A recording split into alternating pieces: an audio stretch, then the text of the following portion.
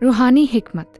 जब हम खुदा के कलाम को मुताला करते हैं तो हमें रूल कुद्स पर भरोसा करना है कि हमारे जहनों को खोले ताकि खुदा की निजात के हैरत अंगेज़ मंसूबे के साथ साथ यीशु मसीह के शागिर्दों के तौर पर हमारी ज़िंदगियों के लिए उसकी मर्ज़ी को समझ सकें। मैं राशिद यूनुस हूँ। आप देखें कि इस असूल के दो पहलू हैं।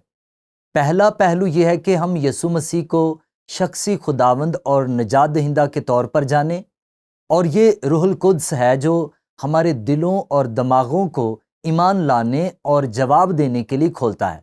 लेकिन इसमें दूसरा पहलू भी शामिल है, और वो ये है कि एक ईमानदार की हैसियत से खुदा की मर्जी के मुताबिक ज़िंदगी बसर की जाए। अब करंथस के लोग मसीह के पास आए थे, लेकिन वो ईमानदारों के तौर पर अपनी ज़िंदगियों में खुदा की मर्जी के मुताबिक ज़िंदगी नहीं गुजार रहे थे, और पौलुस इससे निमट रहा है। अब एक बार फिर मैं सोचता हूँ कि पौलुस ने यहाँ क्या लिखा।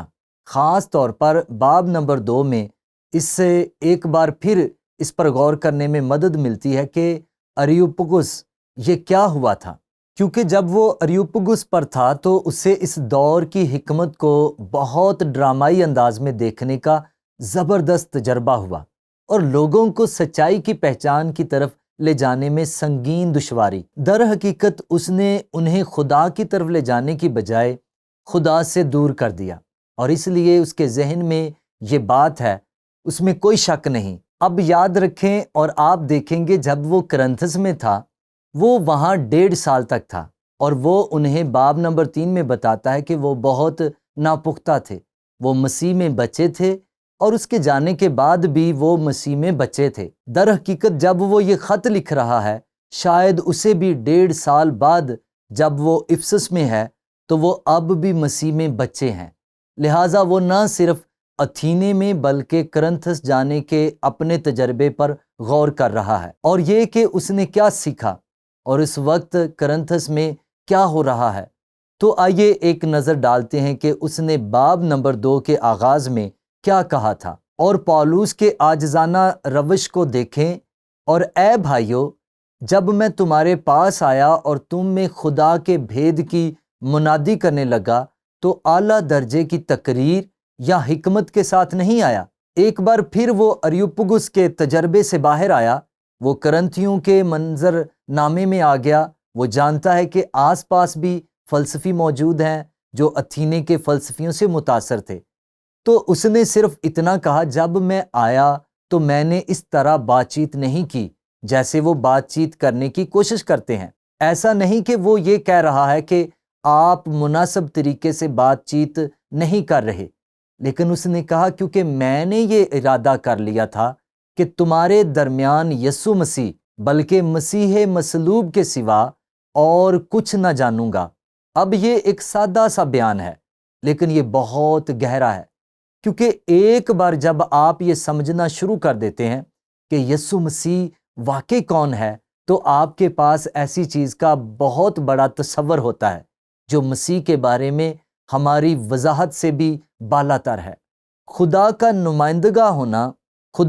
नुमाइंदा होना इंसानी जिस्म में खुदा, और इस तरह वो आगे बढ़ता है और वो सिर्फ ये कहता है, और मैं इसे रूहानी हिकमत बामुकाबला दुनियावी हिकमत कहता हूँ। फिर भी कामलों में हम हिकमत की बातें कहते हैं, लेकिन इस जहान की। एक बार फिर उसने अरियुपगुस पर उसे काम करते हुए देखा, और इस जहान के नेस्त होने वाले सरदारों की हिकमत नहीं, उसने ये देखा था क्या वक़्त है, ये कहाँ को जा रहा है। उसके बरक्स बल्कि हम खुदा के वो पोशीदा हिकमत भेद के तौर पर बयान करते हैं जो खुदा ने जहान के शुरू से पेशतर हमारे जलाल के वास्ते मुकर्रर की थी। और ये हिकमत क्या थी? वो कौन सा भेद था जो सामने आया था? ये यीशु मसीह था जो इस ज़मीन पर दुनिया के गुनाहों के लिए मरने और फिर जी उठने के लिए आया था। इफसियों के पास जाएं, पौलुस इसकी वजाहत करता है। इफसियों बाब नंबर 1 और आयत नंबर 7 से 10, हमको उसमें उसके खून के वसीले से मखलसी हुई, यानी कसूरों की मुआफ़ी उसके उस फजल की दौलत के मुआफिक हासिल है जो उसने हर तरह की हिकमत और दानाई के साथ کثرت سے ہم پر نازل کیا۔ چنانچہ اس نے اپنی مرضی کے بھید کو اپنے اس نیک ارادے کے موافق ہم پر ظاہر کیا جسے اپنے آپ میں ٹھہرا لیا تھا، تاکہ زمانوں کے پورے ہونے کا ایسا انتظام ہو کہ مسیح میں سب چیزوں کا مجموعہ ہو جائے، خواہ وہ آسمان کی ہوں خواہ زمین کی۔ ایپیکیورس اسٹوک فلسفی دنیاوی نقطہ نظر سے ذہین انسان تھا، لیکن اکثریت یسوع کی انجیل کو نہیں سمجھ پائی۔ ان کے تکبر، ان کے غرور نے انہیں مسیح پر اپنا ایمان رکھنے اور یسوع کی انجیل کا جواب دینے سے روک دیا۔ پولس نے یہاں باب نمبر 2 میں کرنتھیوں کو یاد دلایا کہ اس کا پیغام خدا کی حکمت ہے۔ یہ انسانی دانش مندی نہیں تھی، یہ خدا کی حکمت تھی۔ پہلا کرنتھیوں باب نمبر 2 اور آیت نمبر 13، اور ہم ان باتوں کو ان الفاظ میں نہیں بیان کرتے جو انسانی حکمت نے ہم کو سکھائے ہوں، بلکہ ان الفاظ میں جو روح نے سکھائے ہیں، اور روحانی باتوں کا روحانی باتوں سے مقابلہ کرتے ہیں۔ یہ وہ لوگ ہیں جو اپنی زندگی میں آگے بڑھنے اور یسوع کی انجیل کا جواب دینے کے لیے روح القدس کے لیے کھلے ہیں، مگر نفسانی آدمی خدا کے روح کی باتیں قبول نہیں کرتا، کیونکہ وہ اس کے نزدیک بے وقوفی کی باتیں ہیں، اور نہ وہ انہیں سمجھ سکتا ہے کیونکہ وہ روحانی طور پر پرکھی جاتی ہیں۔ ایک بار پھر مجھے یقین ہے کہ جب اس نے یہ الفاظ لکھے تو وہ اپنے تجربے کے بارے میں سوچ رہے تھے جو اس نے اریوپگس پر کیا تھا اور نئے عہد نامے کی دنیا میں دوسری جگہوں پر۔ اور پھر وہ کہتا ہے، لیکن روحانی شخص سب باتوں کو پرکھ لیتا ہے مگر خود کسی سے پرکھا نہیں جاتا۔ اور یہ ایک طرح کا پریشان کن بیان ہے، جب تک کہ آپ اس بارے میں نہیں سوچتے کہ کس طرح ان لوگوں نے جو ایمان نہیں رکھتے تھے پولس کا جائزہ لیا۔ وہ صرف یہ کہہ رہا ہے ان کے پاس میرا جائزہ لینے کی سمجھ بھی نہیں ہے۔ آپ کو یاد ہے جب وہ اتھینے میں تھا، ان میں سے کچھ لوگوں نے دراصل اسے ایک بکواسی کہا۔ یہ وہ الفاظ ہیں جو ہم اعمال باب نمبر 17 اور آیت نمبر 18 میں پڑھتے ہیں۔ وہ یسوع کی انجیل سنا رہا اور وہ کہتے ہیں، یہ بکواسی کون ہے؟ اب آپ اسے الٹا کر کے دیکھیں، اس طرح کا بیان دینے میں کون بکواسی ہے؟ آپ جانتے ہیں کئی سال بعد جب پولس نے بادشاہ اگرپا کے ساتھ اپنی تبدیلی کی کہانی شیئر کی، یہ اس کے تیسرے مشنری سفر کے بعد یروشلم چھوڑنے کے بعد کی بات ہے۔ وہ کیسریا میں قید میں ہے اور اسے بادشاہ اگرپا کے سامنے کھڑے ہونے اور اپنی گواہی پیش کرنے کا موقع ملا۔ آپ اسے اعمال کی کتاب میں پڑھتے ہیں، اور گورنر فیسٹس وہاں موجود تھا، اور پولس کی گواہی کے عین درمیان میں کیا ہوا اسے سنیں۔ اعمال 26-24 جب وہ اس طرح جواب دہی کر رہا تھا، پولس مسیح کے ساتھ اپنے تجربے کا دفاع کرتے ہوئے بول رہا ہے، تو فیسٹس نے بڑی آواز سے کہا، اے پولس، تو دیوانہ ہے، بہت علم نے تجھے دیوانہ کر دیا ہے۔ دوسرے الفاظ میں تو پاگل ہے۔ اور وہ صرف یہ کہہ رہا ہے کہ فیسٹس پولس کا جائزہ نہیں لگا سکتا کہ وہ اصل میں کون تھا۔ اب پولس کے دفاع پر دھیان دیں۔ اے فیسٹس بہادر، میں دیوانہ نہیں، اور میں اس وقار کی تعریف کرتا ہوں جس کے ساتھ اس نے جواب دیا، بلکہ سچائی اور ہوشیاری کی باتیں کہتا ہوں۔ اب ایک بار پھر میں صرف اس بات پر زور دینا چاہوں گا کہ پولس یہاں جو کچھ سکھا رہا ہے اس کا مطلب یہ نہیں ہے کہ ذہین لوگ اور تعلیم یافتہ لوگ ایماندار نہیں بن سکتے۔ وہ بن سکتے ہیں، لیکن انہیں اپنے آپ کو خدا کے سامنے عاجز کرنا ہوگا۔ اور ہم اپنی ثقافت اور اپنے معاشرے میں افراد کے ساتھ ایسا ہوتے ہوئے دیکھتے ہیں۔ عظیم ذہانت کے لوگ جو ایماندار ہو جاتے ہیں اور یسوع مسیح کی انجیل کے عظیم ترجمان بن جاتے ہیں، لیکن حقیقت یہ ہے کہ پولس جو کچھ کہہ رہا ہے اس کا خلاصہ یہ ہے، اس کا مطلب یہ ہے کہ روح القدس کے علاوہ، نئی پیدائش کے علاوہ کوئی بھی نجات کے اس حیرت انگیز راز کو پوری طرح سے نہیں سمجھ سکتا جو خدا نے پیدائش سے مکاشفہ تک ظاہر کیا ہے۔ یہ صرف روح القدس کے وسیلے سے ہے، قطع نظر اس کے کہ ہم کون ہیں اور ہم یسوع مسیح کے پاس کیسے آئے؟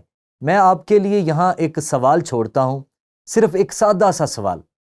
کون سے عوامل نے آپ کو نجات کے پیغام کو سننے اور پھر نجات کے لیے خداوند یسوع مسیح پر اپنا ایمان لانے پر آمادہ کیا؟ ٹھیک ہے، آپ جانتے ہیں جب آپ اس کمرے میں بیٹھے اس کے بارے میں سوچتے ہیں، اور آپ میں سے جو آن لائن سن رہے ہیں، ایک تسلسل موجود ہے، ایک ایسے بچے سے جو ایک مسیحی گھر میں پرورش پاتا ہے اور مسیح پر ایمان لانے کے مقام پر آتا ہے، ایک ایسے شخص تک جو مکمل طور پر غیر ایماندار ہے اور تجربہ مختلف ہے۔ مثال کے طور پر میری بیوی جو آج رات یہاں موجود ہے، اگر وہ اپنی گواہی پیش کرے گی تو وہ کہے گی مجھے واقعی مکمل طور پر یقین نہیں ہے کہ یہ کب ہوا، لیکن میں یہ جانتے ہوئے بڑی ہوئی ہوں کہ مجھے یسوع کی ضرورت ہے اور یسوع سے محبت کرنی ہے اور یسوع پر ایمان رکھنا ہے، لیکن وہ ایسا صرف خدا کی روح کے ذریعے سے کر سکتی تھی۔ میرے لیے میں 16 سال کا تھا اور ایک مذہبی نظام میں پرورش پائی جو الجھن کا شکار تھا۔ بنیادی طور پر کاموں کے ذریعے نجات سکھائی گئی، لیکن میں نے خدا کو سمجھا۔ میں خدا باپ، خدا بیٹے، خدا روح القدس پر ایمان لایا، اگرچہ وہ میرے ذہن میں صرف خیالات تھے، لیکن مجھے سکھایا گیا تھا۔ میں نے خدا کے کلام پر یقین کیا، میں نے یقین کیا کہ یسوع خدا کا بیٹا تھا، اور اپنی زندگی کے ایک موڑ پر خدا کی روح کے یقین کے تحت میں نے یسوع مسیح پر ایمان رکھا۔ میں افریقہ سے تعلق رکھنے والے ایک پادری اور ان کی بیوی سے اسی کمرے میں بات کر رہا تھا جہاں میں آج رات سکھا رہا ہوں۔ اسی جگہ پر ایک میز کے ارد گرد بیٹھے ہوئے، اور اس صاحب نے اپنا ذاتی تجربہ شیئر کیا۔ وہ مکمل طور پر غیر ایماندار تھا۔ وہ ایک ایسے مذہبی نظام کی پیروی کر رہے تھے جو کافی حد تک بت پرستی پر مبنی تھا، لیکن اس نے اپنے دل میں کہا یہ صحیح نہیں ہے۔ اس نے کہا اے خدا، میں تجھ سے محبت کرتا ہوں، تو جو بھی ہے میں تجھ سے محبت کرتا ہوں۔ اور اس نے ایک حیرت انگیز کہانی بیان کی کہ کس طرح روح القدس نے اس کے سامنے سب بے نقاب کیا اور اس پر ظاہر کیا کہ یسوع مسیح واقعی کون ہے۔ تو آپ دیکھیں کہ ہم سب کے مختلف تجربات ہیں، لیکن اس کے باوجود یہ زندگی گزارنے کے اس انتہائی اہم اصول کی طرف لوٹتا ہے جو کرنتھیوں کے خط میں بائبل کے اس اقتباس سے نکلتا ہے۔ جب ہم خدا کے کلام کا مطالعہ کرتے ہیں تو ہمیں روح القدس پر بھروسہ کرنا ہے کہ وہ ہمارے ذہنوں کو کھولے تاکہ ہم خدا کے نجات کے حیرت انگیز منصوبے کو سمجھ سکیں کہ ہماری نجات کیا ہے اور ہم اسے کس طرح حاصل کرتے ہیں، اور ساتھ ہی یسوع مسیح کے پیروکار کے طور پر ہماری زندگیوں کے لیے اس کی مرضی کیا ہے۔